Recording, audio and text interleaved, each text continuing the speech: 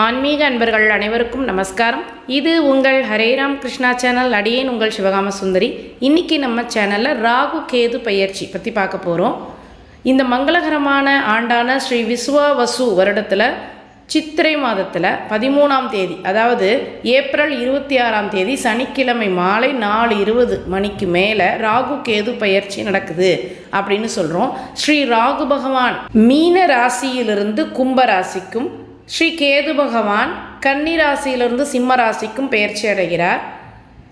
இதற்காக நாம் பரிகாரம் செய்ய வேண்டிய ராசிதாரர்கள் அப்படின்னு பார்த்தா ரிஷபம், மிதுனம், சிம்மம், துலாம், விருச்சிகம், மகரம், கும்பம், மீனம், தனுசு ஆகிய ராசிக்காரர்கள் பரிகாரம் செய்து கொள்ள வேண்டிய ராசிக்காரர்கள். ராகு கேது அப்படிங்கிற இருவரும் சகோதரர்கள். ராகுவும் கேதுவையும் நாம் சாயா கிரகங்கள் அப்படிங்கிறோம். சாயா அப்படின்னா நிழல் கிரகங்கள் அப்படின்னு சொல்கிறோம்.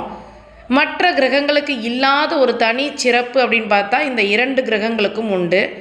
எந்த வீட்டில் இருக்காங்களோ அந்த வீட்டினுடைய அதிபதிக்கு முழு ஆதிக்கத்தையும் கொடுப்பாங்க. அதாவது ஆதிபத்தியம் அப்படின்னு சொல்லக்கூடிய ஆதிக்கத்தை எந்த ராசியில் போய் அமர்றாங்களோ அந்த ராசியினுடைய அதிபதிக்கு வழங்குவாங்க. இப்போ உதாரணமாக சொல்லணும் அப்படின்னா, ஜனன கால ஜாதகத்தில் மேஷ ராசியில் ராகு இருக்கார் அப்படின்னா அவர் அந்த மேஷ ராசிக்கு அதிபதி யாருன்னா செவ்வாய் கிரகம்.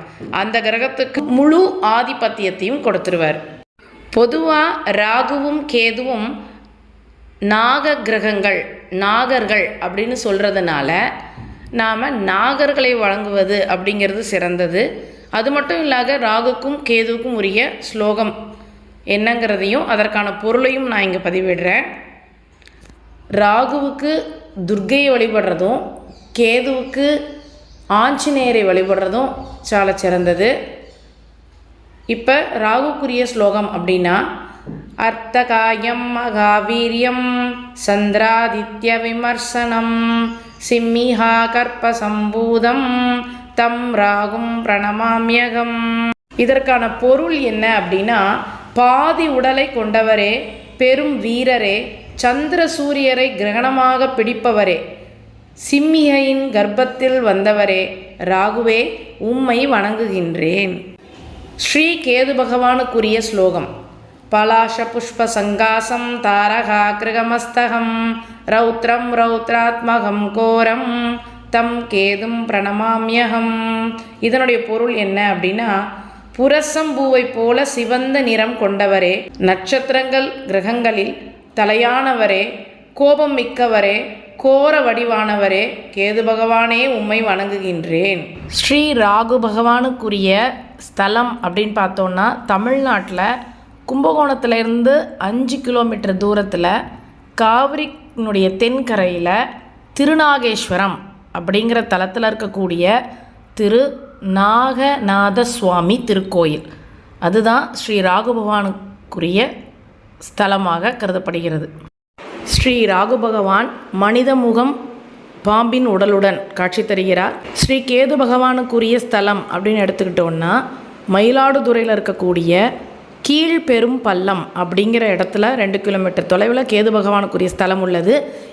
இங்கு நவகிரகங்களுக்கு தனி சந்நிதி கிடையாது. கேது பகவானானவர் பாம்பின் தலையுடனும் மனித உடலுடனும் கைகூப்பி சிவனை வழிபட்டவாறு மேற்கு நோக்கி அமர்ந்திருப்பதாக காட்சி தருகிறார். இவர் சிவப்பு நிறம் என்பதால் சிவப்பு செவ்வரளியும் சிவப்பு ஆடையும் இவருக்கு உகந்ததாக கருதப்படுகிறது. சாயா கிரகங்களாக, அதாவது நிழல் கிரகங்களாக கொள்ளக்கூடிய இந்த ராகு பகவானையும் கேது பகவானையும் வழிபட்டு இந்த ராகு கேது பயிற்சி காரணமாக வரும் தடைகளை வாழ்வில் நீக்கி அனைவரும் வெற்றி பெற வேண்டும் என்று கூறி இந்த உரையை முடித்துக்கொள்கிறேன். நன்றி, வணக்கம்.